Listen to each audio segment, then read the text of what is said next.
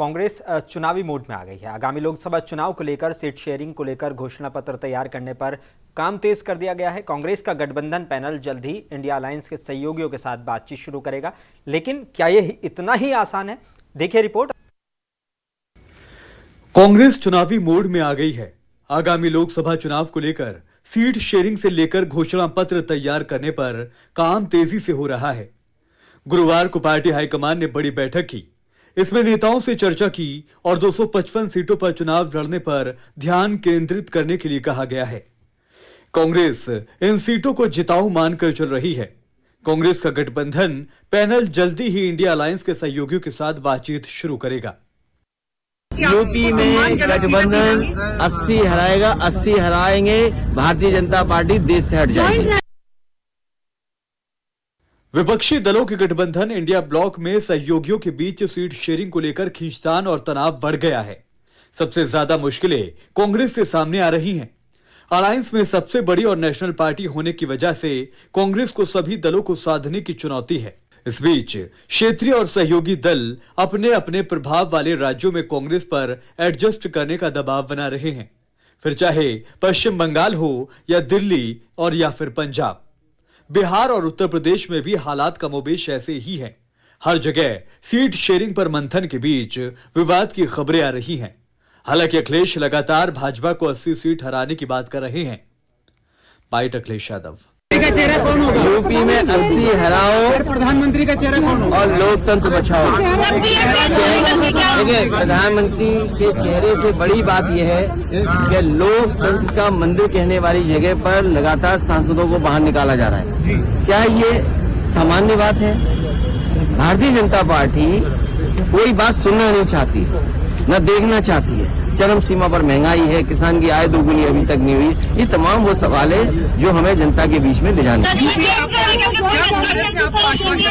UP में गठबंधन 80 हराएगा, 80 हराएंगे, Bharatiya Janata party देश से हट जाएगी। इंडिया ब्लॉक में 28 पार्टियां सहयोगी हैं। दिल्ली में गठबंधन के सहयोगी दलों ने 19 दिसंबर को चौथी बैठक की थी। इससे सीट शेयरिंग को लेकर सभी पार्टियों को अपने अपने राज्यों में फॉर्मूला निकालने और 30 दिसंबर तक सहमति बनाने की आखिरी तारीख रखी गई थी। लेकिन देखने में आ रहा है कि कोई भी दल समझौता या पीछे हटने को तैयार नहीं है। हर दल अपने राज्य में ज्यादा से ज्यादा सीटों पर चुनाव लड़ने का मन बना रहा है।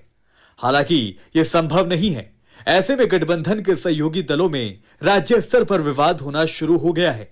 अब कांग्रेस द्वारा गठित कमेटी को बड़ी सीट शेयरिंग की जिम्मेदारी दी गई है। राजस्थान के पूर्व सीएम अशोक गहलोत ने बताया कि जल्दी ही वो सबसे बात करेंगे। कल हमारी मीटिंग जो हमारे कांग्रेस अध्यक्ष खड़गे साहब के साथ में राहुल गांधी के साथ हो गई। जो अलायंस कमेटी बनी उसकी हमने जो पहले मीटिंग की थी राज्यों के साथ में, हमारे अपने नेता जो है राज्यों में उनसे बात कर ली थी पहले राउंड में। अब दूसरे राउंड में जो है जो वहाँ की पार्टी है इंडिया गठबंधन की, उनके साथ में बातचीत शुरू हो रही है।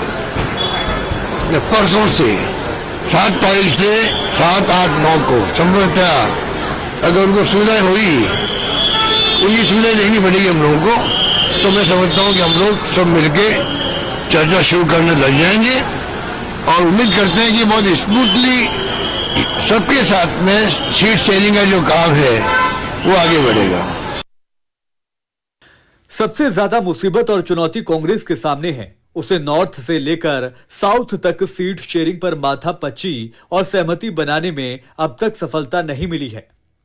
गुरुवार को कांग्रेस नेतृत्व ने राज्य इकाइयों से कहा कि पार्टी आगामी लोकसभा चुनावों में 255 सीटों पर फोकस करेगी। यानी इन सीटों पर वो चुनाव लड़ने का इरादा बना चुकी है और वो इसे जीत। यूपी में गठबंधन 80 हराएगा, 80 2019 के आम चुनावों के मुकाबले कम है। कांग्रेस ने इन सीटों को जीतने की संभावना की कैटेगरी में रखा है। लेकिन कभी नीतीश कुमार के साथी रहे प्रशांत किशोर कहीं न कहीं नीतीश कुमार और इंडिया अलायंस को नसीहत देते नजर आ रहे हैं। साथ ही नीतीश कुमार को रिटायर्ड नेता भी बता रहे हैं।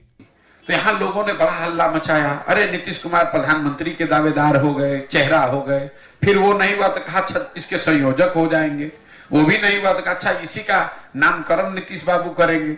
अरे इनको तो कोई पूछ भी नहीं रहा है अब, और क्यों पूछेगा। मान लीजिए इंडिया अलायंस है, तो इंडिया अलायंस में सबसे बड़ा दल कांग्रेस है, दूसरा बड़ा दल टीएमसी है, तीसरा बड़ा दल डीएमके है। नीतीश कुमार उसमें क्या ऐसा कर देंगे कि सब लोग इनको मान लेगा। और नीतीश कुमार का तो लोकसभा अभी चुनाव होगा, मैं रोज कैमरे पर कह रहा हूं, इसके बाद जदयू का संपूर्ण विघटन शुरू हो जाएगा। उनकी राजनीति का ये अंतिम दौर है, कहानी खत्म। लोकसभा चुनाव तक जितना चलना है चला लीजिए। उनके दल में आप देखिएगा इतनी भगदड़ मचेगी लोकसभा के बाद, उस दल का अगर विघटन न हो जाए तो आप हमको बुला लीजिएगा, हम कैमरे पर नीतीश कुमार से खड़े होकर माफी मांग लेंगे। उनके दल का विघटन होना ही होना है लोकसभा चुनाव तक, जितना चलना है चल लेने दीजिए। फिलहाल कांग्रेस ने प्रत्येक राज्य की बुनियाद पर सहयोगी पार्टियों के साथ बातचीत करने का फैसला किया है। दूसरे अल्फाज में कहा जाए तो कांग्रेस दिल्ली और पंजाब को लेकर आप के साथ बातचीत करेगी। आपने अब गुजरात और हरियाणा में भी हिस्सेदारी मांगने की तैयारी कर ली है। इस बात के इशारे भी मिल रहे हैं कि केजरीवाल 3 दिन के दौरे पर 6 जनवरी को गुजरात जा रहे हैं। वो वहां चुनावी तैयारियों की भी समीक्षा करेंगे। इसी तरह आपने हरियाणा में भी संगठन खड़ा किया है। इन राज्यों में भी केजरीवाल की पार्टी अपना कुछ प्रभाव होने का दावा करती है। यही मसला वामपंथियों और अन्य पार्टियों को लेकर भी है, जो इंडिया ब्लॉक में शामिल हैं और एक से ज्यादा राज्यों में चुनाव लड़ना चाहते हैं। हाल ही में हुई बैठक के बाद छत्तीसगढ़ के पूर्व मुख्यमंत्री भूपेश बघेल ने भी सीट शेयरिंग को लेकर मीडिया से बात की थी। इंडिया अलायंस कमेटी की जो रिपोर्ट है उसे खड़गे जी और राहुल जी और वेणुगोपाल जी को हम लोगों ने सौंपा। जो 9 राज्यों में जो हमारे अलायंस पार्टनर हैं उनके साथ किस प्रकार से हम लोग वोट शेयरिंग सीट शेयरिंग करेंगे उसके बारे में बातचीत हुई और उन्होंने निर्देशित किया है खड़गे साहब ने कि अब हम लोग जो जिन जिन राज्यों में हम लोग गठबंधन कर रहे हैं उन राज्यों के जो प्रमुख पार्टियां हैं उनसे हम लोग बातचीत शुरू करें। पहले 7 तारीख को है, फिर 9 तारीख को है, लगातार अब बैठकों का दौर चलेगा। इससे पहले टीएमसी के प्रवक्ता कुणाल घोष ने कहा था कि 2021 के विधानसभा चुनावों में टीएमसी अकेले लड़ी और सत्ता में आई, जबकि कांग्रेस ने वामपंथियों के साथ गठबंधन किया और 0 सीटें जीती। पश्चिम बंगाल में किसी को भी कांग्रेस की जरूरत नहीं है, लेकिन इंडिया अलायंस में होने की वजह से टीएमसी कांग्रेस का समर्थन कर रही है। अंतिम फैसला ममता बनर्जी ही करेंगी। इसको लेकर कांग्रेस लीडर अधीर रंजन चौधरी टीएमसी पर हमलावर नजर आ रहे हैं। उनका कहना है कि कांग्रेस को भीख की जरूरत नहीं है।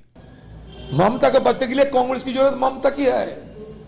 कांग्रेस अपने दम पर ये 2 सीट पे लड़ेंगे, इससे ज्यादा सीट पे लड़ने का हमारी ताकत है, हिम्मत है, हमारे साधन है, हम लड़के दिखाएंगे।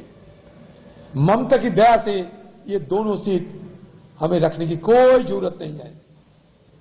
उनकी दया से हम नहीं मांगते हैं। अगर यही हालात रहते हैं तो कहीं ना कहीं इंडिया अलायंस की राहें मुश्किल भरी हो सकती हैं। लेकिन देखने वाली बात यह भी होगी कि किस हद तक कांग्रेस खुद को झुकाती है और किस हद तक सीट अपने हक में लाने में कामयाब होती है। ब्यूरो रिपोर्ट, मुंसिफ टीवी।